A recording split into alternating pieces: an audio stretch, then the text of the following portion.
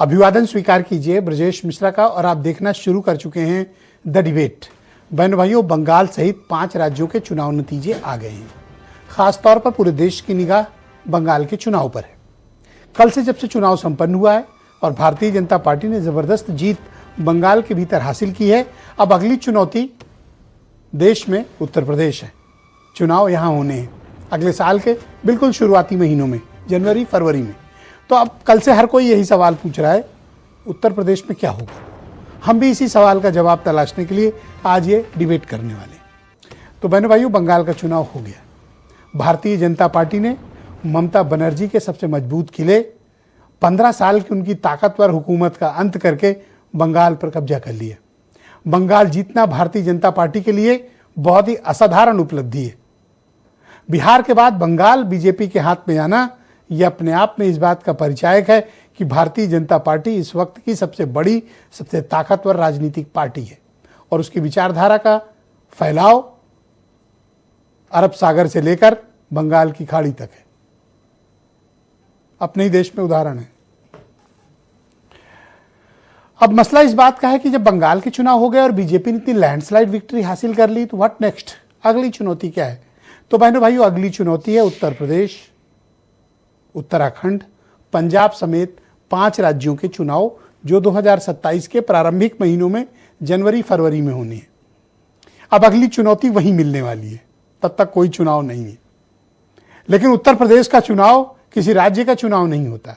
उत्तर प्रदेश का चुनाव देश का चुनाव होता है और उत्तर प्रदेश को जीतना और लड़ना न तो बिहार है, न बंगाल है, न राजस्थान है, न कर्नाटक है, न तमिलनाडु है।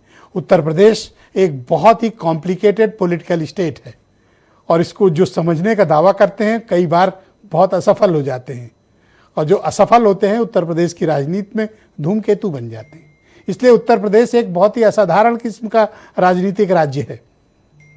अब बंगाल के इस नतीजे के बाद किसके मनोबल पर क्या प्रभाव पड़ा है और क्या चर्चाएं चल रही, इसमें कोई दो राय नहीं है कि राजस्थान, मध्य प्रदेश, हरियाणा, महाराष्ट्र, बिहार और बंगाल जैसे सूबों को जीतकर भारतीय जनता पार्टी ने अपने विपक्षियों के हौसलों को पस्त कर दिया है। विपक्ष का मनोबल गिरा हुआ है।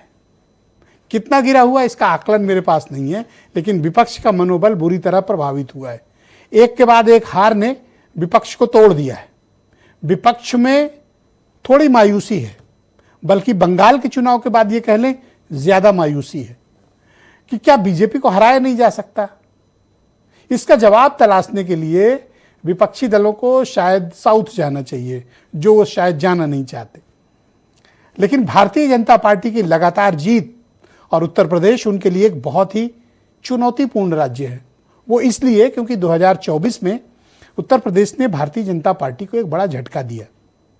24 की जो बीजेपी की हार थी, उस हार का अब प्रतिकार करने का बीजेपी का वक्त 2027 है, जब मुख्यमंत्री योगी आदित्यनाथ अपने तीसरे टर्म के लिए जनता के बीच मैंडेट मांगने के लिए जाएंगे। तो क्या होगा 2027 में? भारतीय जनता पार्टी का मनोबल आसमान पर है और होना भी चाहिए। एक के बाद एक लगातार जीत, एक के बाद एक लगातार विपक्ष के राज्यों की फतह भारतीय जनता पार्टी की ताकत और मनोबल को बढ़ाने के लिए पर्याप्त है। यह उनकी बड़ी राजनीतिक बढ़त है और यही बढ़त भी अपोजिशन को मायूस करती है। अपोजिशन के पास बस बीजेपी को घेरने का एक ही तरीका है, बेईमानी कर ली, ईवीएम गड़बड़ है, चुनाव खराब कर दिया, चुनाव आयोग का इस्तेमाल कर लिया, ईडी को लगा ली, सीबीआई को लगा लिया, अब तो सीआरपीएफ को भी लगा लिया। ये आरोप विपक्ष के मूलतः रहते हैं। लेकिन इन्हीं आरोपों के बीच विपक्ष को चुनाव भी लड़ना है। तो क्या बीजेपी से मुकाबला कर पाने की स्थिति में इस वक्त है? क्या वो ताकत और वो ऊर्जा विपक्ष अपने भीतर उत्पन्न कर पाएगा कि वो भारतीय जनता पार्टी जैसी माइटी पॉलिटिकल पार्टी का सामना कर पाएगी? हम इसी बात का जवाब तलाशने के लिए इकट्ठा हुए हैं। तो आप कुछ स्टेटमेंट सुन लें, फिर आज की ये डिबेट हम आगे बढ़ाएंगे कि उत्तर प्रदेश में क्या होगा।